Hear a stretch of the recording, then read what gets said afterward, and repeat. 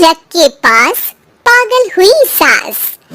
आजकल वर्मा जी की पत्नी देवकी जी केबल पर रियलिटी शोज देख देख कर बहुत कुछ सीख रही हैं। जैसे आज तो वो सुबह सुबह बेसुरे आलाप ले रही हैं। सारे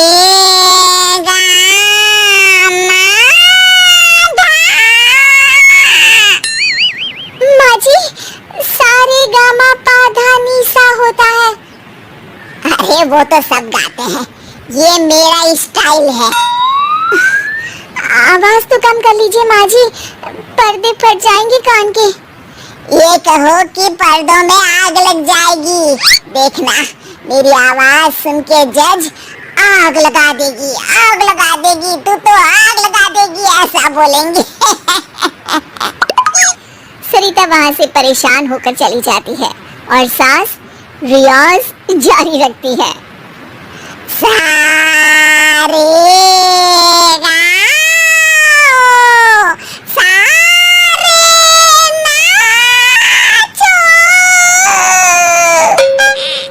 तभी बाबूजी दुकान से लौटते हैं। अरे देवकी, क्यों तानसेन बनी हुई है? कान से खून निकालोगी क्या? अरे क्या हुआ, रियाज तो करने दो मुझे। इसको रियाज बोलते हैं? ऐसा लग रहा है जैसे घोड़े ही हिला रहा है। घोड़े पे बैठ के ही बम्बई जाऊंगी मैं तो, जब जज साहब कहेंगे कि देवकी तुम मुंबई आ रही हो। जज साहब, वो अदालत वाले? अरे नहीं नहीं, बड़े लोग हैं, आप नहीं जानते हैं।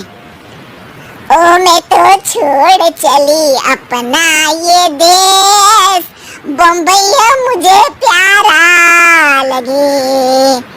गाना गाती हुई देवकी चली जाती है और बाबूजी अपनी सरफिरी पत्नी के इस संगीत प्रेम की चर्चा करने बहू के पास चले जाते हैं। अरे सरिता बेटा, सुनो तो, ये तेरी सास को क्या हुआ है बेटा? सुबह तो अच्छा भला छोड़कर गया था इसे। सिंगर बनेगी अब वो। सिंगिंग रियलिटी शो में जाने की सुबह से तैयारियां चल रही हैं इनकी। हाँ, अब तो कोयल के सुर मेंढक छेड़ेगा। हे भगवान, सद्बुद्धि दो इसे। इधर बाबूजी भगवान को कहते हैं और उधर राधा रानी प्रकट हो जाती है, देवकी की मोहल्ले की सबसे पक्की दोस्त। क्यों रे देवकी, काहे इतना गला फाड़ रही है? कोई चीखने चिल्लाने का कंपटीशन है क्या? अरे ये देख, नया सिंगिंग शो, मैं भी गाऊंगी, हिंदुस्तान के दिलों की धड़कन बनूंगी। अरे इतना बेसुरा गा के दिलों की धड़कन नहीं, दिलों का अटैक बन जाएगी। इससे तो अच्छा है कि नाच ले। वैसे भी दिन भर मोहल्ले में नाचती तो रहती है तू, कभी इसके घर कभी उसके घर। देवकी को समझ में आ जाता है कि उसका गाना किसी को पसंद नहीं आ रहा। अगले दिन सरिता देखती है कि सास पैरों में घुंघरू बांध के नाच रही है। अरे माँ जी, क्या मंजलिका बनी हुई है आज आप? अरे नाचने दे बहू, जब तक है जान जाने जहां मैं नाचूंगी। अरे माँ जी, अभी जान निकल जाएगी इतनी जोर से नाचेंगी तो। अरे अरे क्या कर रही हो? अरे दिख नहीं रहा, डांस कर रही हूँ। अरे जैसी तुम्हारी हरकत है, तुमको तो नागिन डांस करना चाहिए। वो भी करूंगी, भांगड़ा भी करूंगी, देखना जज मुझे देख के स्टैंडिंग ओवेशन देंगे। हाँ, स्टैंडिंग ओवेशन तो देंगे ही, ताकि खड़े होकर वहाँ से भाग सके तुम्हारा डांस देखकर। अरे कुछ ढंग की चीज करो, ये रोज क्या नया शुरू कर देती हो? सास को लगता है कि उसका डांस का सीन भी बिगड़ गया। अब वो टीवी देख के कोई और कलाकारी ढूंढने लगती है। तभी उसे टीवी पर खतरों के खतरनाक खिलाड़ी शो दिखता है, जिसमें लोग अलग अलग स्टंट करते हैं। बस देवकी को नया काम मिल जाता है। अगले दिन सुबह देवकी डंबल लेकर कसरत करने लगती है। माँ जी, ये क्या कर रहे हैं आप? अरे खाली जैसे बनकर खलबली मचा दूंगी। कल मैंने खतरों के खतरनाक खिलाड़ी देखा और सोच लिया कि मुझे वही जाना है। हाँ बस। तभी वहाँ बाबूजी भी आ जाते हैं। अरे इतना भारी डंबल, अरे गिर मत जाना कहीं लेकर। अरे चुप करो, तुमसे कुछ नहीं होता इसका मतलब ऐसा नहीं कि मुझसे भी कुछ नहीं होगा।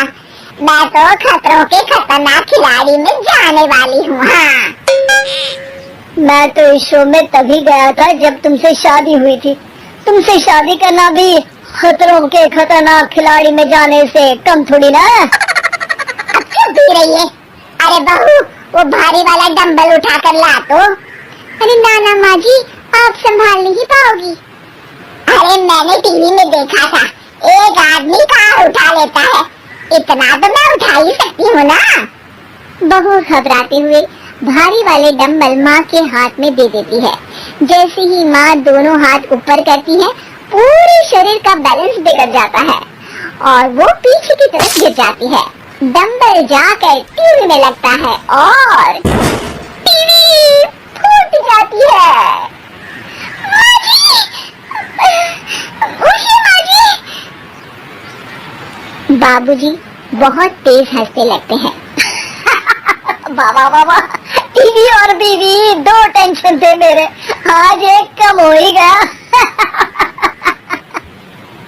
बहू भी सास को उठाते उठाते इस बात पर ताली बजाकर हंसने लगती है और देवकी फिर से गिर जाती है। और इस बार देवकी भी अपनी बेवकूफी पे हंसी रोक नहीं पाती।